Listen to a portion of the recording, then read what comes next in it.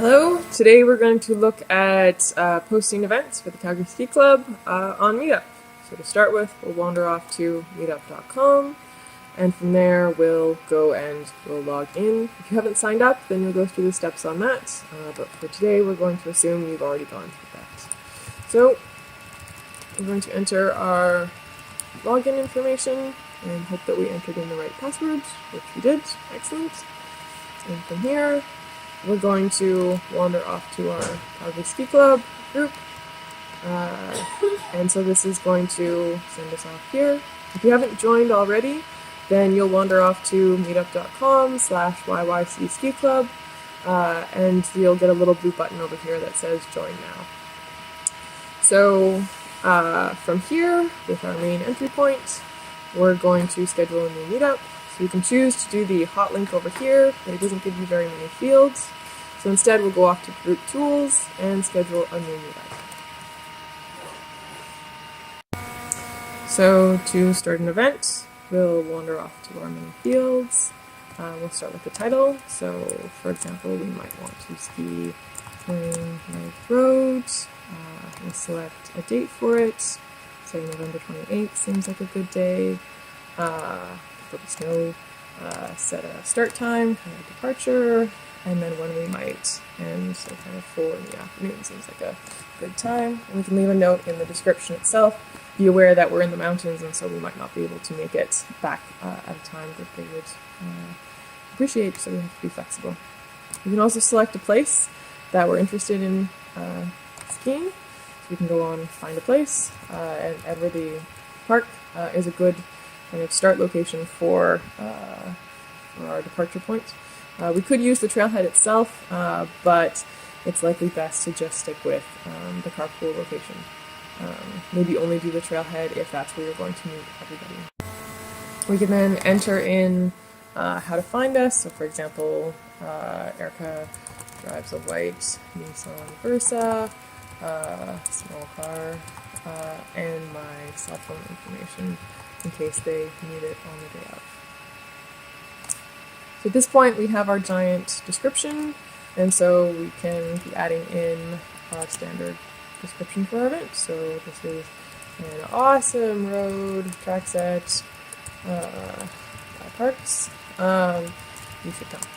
And normally we put in much more than that, and we've got all sorts of default templates for that if you're interested. But just for formatting, we can be doing all sorts of things like to bring, so they might need a park pass, skis, poles, boots, lunch, important stuff. Might have additional links in case people are interested, like Ski Bob always has good stuff. You'll notice that that when I entered or hit enter, then this automatically became a link text. And so they can link to that. If they decide they don't want that sort of link text, then if you decide that you don't want that link text, then you can be adding in your own, where perhaps we say Skier Bob's site, and then the address that we're interested in for that. Insert. So at this point, we can do fancy formatting, like making things bold. We can be adding little bullet points to things. We can be making italicized. We can be adding pictures, ones that are already part of the Ski Club's Meetup group, upload ones from our own files, or link to one that's on our website. But we'll leave that for the time being. So if we keep scrolling down, then we can indicate who's hosting the event. By default, it will be the person who's logged in. And really, you should only be changing this if you've gotten their permission in order to be setting them as the event host. You can actually have anybody that's a member of the Ski Club's Meetup group be hosting the event, but again, you should be getting their permission and maybe check with myself or Ted or Activities or Sandra or somebody to make sure it's all kosher. We can also be repeating a meetup, so we can do it by week, which would be common for lessons. Or for dryland, for example. We can choose to stop repeating at a particular time, so end of January we would do for our lessons, for example. We can do it by month, and so an evening social, for example, might be a good monthly type event. And so it's at your discretion as to how you're wanting to set that up. Usually we won't need to though. You can choose to charge for an event, so yes, I would like to charge. PayPal is the best way to do it. It will go through Sandra, so office@calgaryskiclub.org. If you do it offline, you should really be connecting with Sandra about whether this is something that you should be doing or not, and how that collection is going to take place. So then you can be entering in, these are just text descriptions. We're going to stick with Canadian dollars, so some amount. We can either do per person, or we can write per swimmer, or skier, or per room, or we might do per member, and then have a different fee for non-members, for example. So extended trips will be like this. We can require payment for RSVP, so that they need to pay in order to be accepted. And you'll need to add a note in the description if you're accepting CSC points, and direct members to connect with Sandra in order to actually make that payment and make sure their CSC points are used appropriately. So if you're offering refunds, again, you'll need to touch base with Sandra on how that system is going to work out.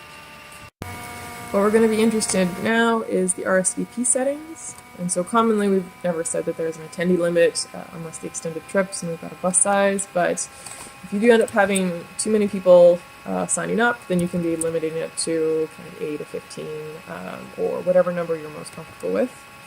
You can allow members to bring guests or disable it to have it members only. You can you can also indicate when meetups can RSVP for this event. So, for example, you can have them start right off the bat, which is what we've commonly done in the past.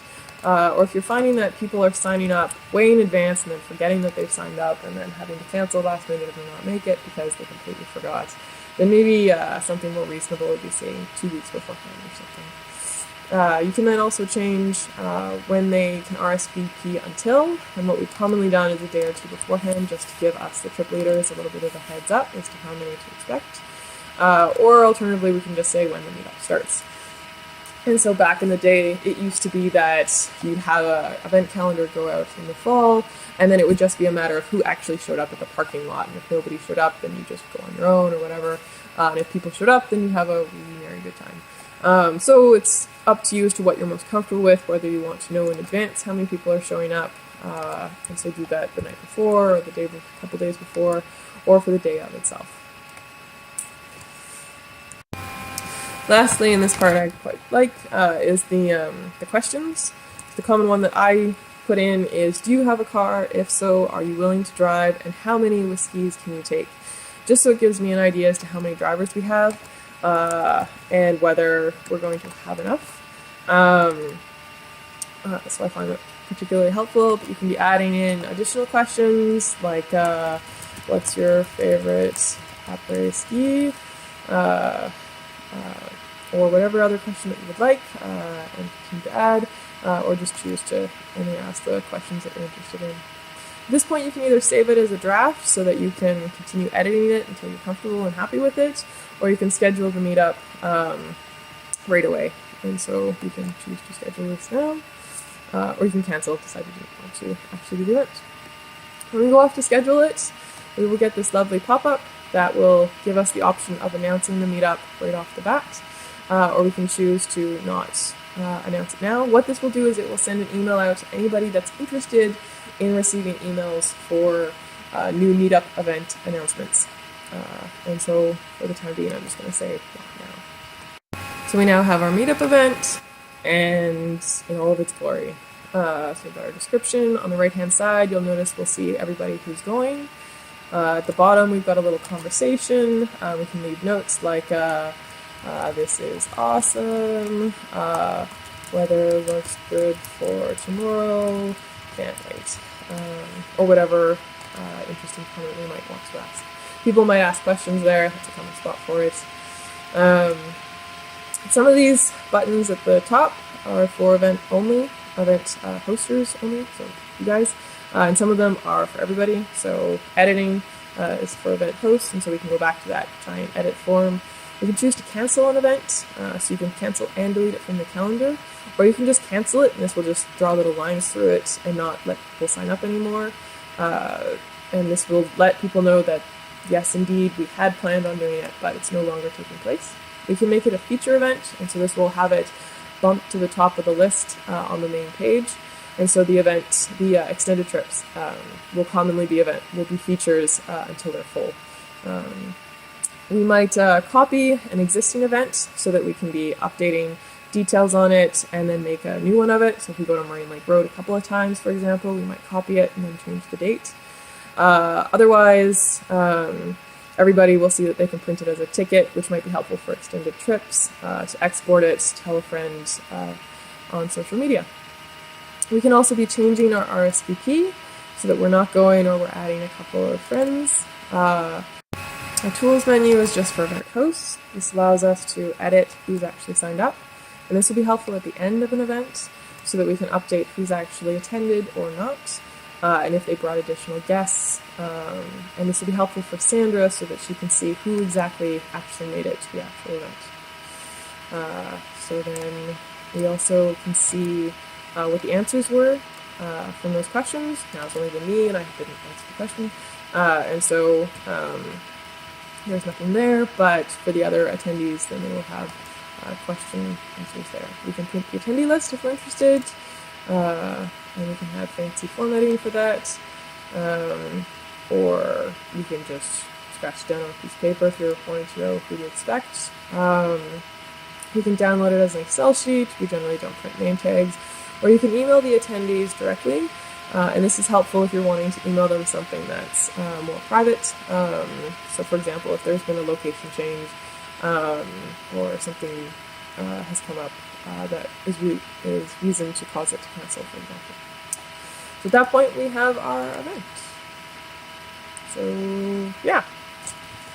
So we can go see our meetup event on the main calendar. So we can go off the front page. We've already got so much stuff that we're not going to see it right off the bat, so I like working with the calendar instead.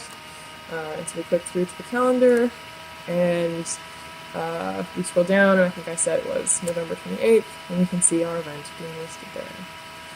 So yeah, let me know if you have questions. I'm more than happy to answer questions. Otherwise, hope you have a great ski season. Have lots of trips and lots of good people come with you, and I hope you have fun. Thanks. Bye-bye.